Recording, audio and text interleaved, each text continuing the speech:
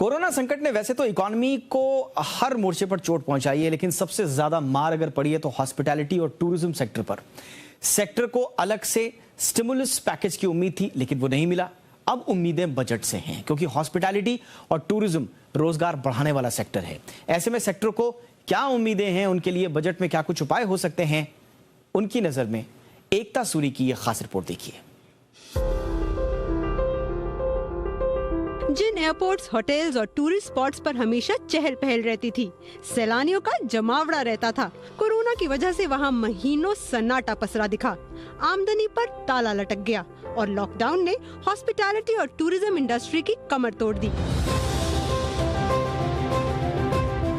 1 फरवरी को बजट पेश होने वाला है और इंडस्ट्री वित्त मंत्री से उम्मीदें लगाए बैठी है। इंडस्ट्री चाहती है कि उसे इंफ्रास्ट्रक्चर का दर्जा मिले। इससे बिजली, पानी और जमीन इंडस्ट्री के रेट पर मिलने का रास्ता साफ हो जाएगा। कर्ज मिलने की दर भी बेहतर होगी।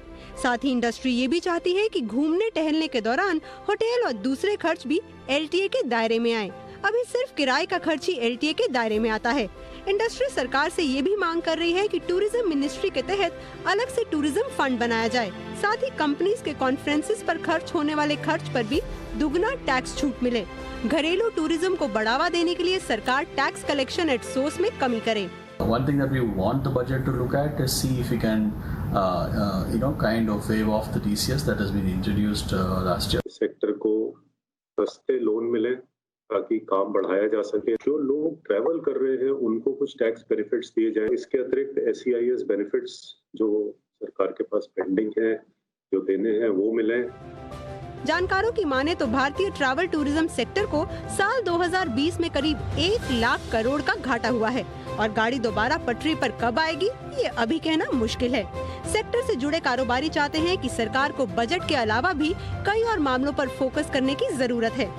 जैसे टूरिज्म सेक्टर पर लगने वाली GST को 2 साल से हटा दिया जाए। टूरिज्म की संभावना वाले इलाकों में सरकार बेहतर इंफ्रास्ट्रक्चर तैयार करे। कई डोमेस्टिक टूरिस्ट स्पॉट्स पर एंट्री टिकट लगते हैं, उन्हें फ्री कर दिया जाए। सेक्टर के मुताबिक टूरिज्म और हॉस्पिटैलिटी सेक्टर को पटरी पर लाने के लिए राज्यों की भी अहम भूमिका होगी, क्योंकि तमाम किस्म के रजिस्ट्रेशन और लाइसेंसेस में राज्यों का रोल होता है। सेक्टर की ये डिमांड भी है कि विदेशी टूरिस्ट को दी जाने वाली सेवाओं को डीम्ड एक्सपोर्ट माना जाए और इस पर लगने वाली GST को हटा दिया जाए। कुछ चीज़ें स्टेट गवर्नमेंट के हाथ में, कुछ चीज़ें सेंट्रल गवर्नमेंट के हाथ में है। जैसे कि एक्साइज डिपार्टमेंट का लाइसेंस जो है काफ़ी जगह हैवी है और गवर्नमेंट ने कम किया है, मगर वो तो प्रो रेटा है, it's not really a benefit. Corona में कमी के कारण लोग दोबारा घरों से निकल रहे हैं और फिर से घूमने फिरने का दौर शुरू हो चुका है, लेकिन इंडस्ट्री को दोबारा पटरी पर लाने के लिए ये सब काफी नहीं। एकता सूरी, जी मीडिया, मुंबई। 1 फरवरी को बजट पेश होना है। सीनियर सिटीजन्स भी वित्त मंत्री निर्मला सीतारमण से उम्मीद लगाए बैठे हैं। सीनियर सिटीजन्स की मांगे जानने के लिए उनसे बात की हमारे सहयोगी सुबोध मिश्रा ने। क्या आपको क्या लगता है, क्या सुविधाएं होनी चाहिए और किस तरह से एक्सपेक्टेशन है? सीनियर सिटीजन के लिए मेडिक्लेम वो जरूरी है, एज के हिसाब से उनको जरूरी है, वो होना चाहिए, वो होता नहीं है और वो गवर्नमेंट वो करना चाहिए। वो सीनियर सिटीजन का पैसा ज़्यादा किसमें मेडिकल में जाता है।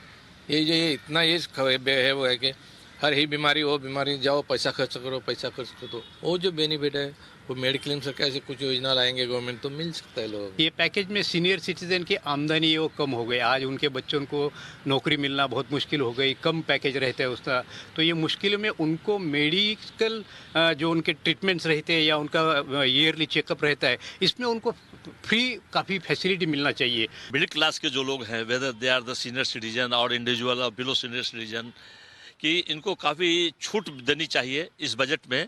एक तो सीनियर सिटीजन के लिए जो एग्जाम्पशंस है, ये क्या नाम है, बैंक इंटरेस्ट का, वो ओनली 50,000 है।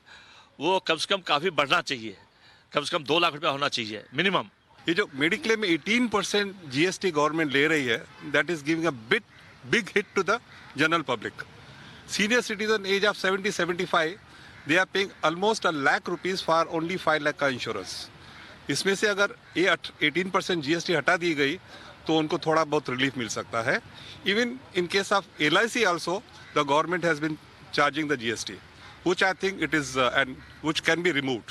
इस बार बैंक इंटरेस्ट रेट इतने कम हो गए, हमारी savings, my husband was working in a company, now he is a retired man, हमारी सेविंग जो है हार्डली हैंड टू माउथ हम हो गए हैं, इतना कम इंटरेस्ट रेट है, हमारा गुजारा उसमें बिल्कुल नहीं होता।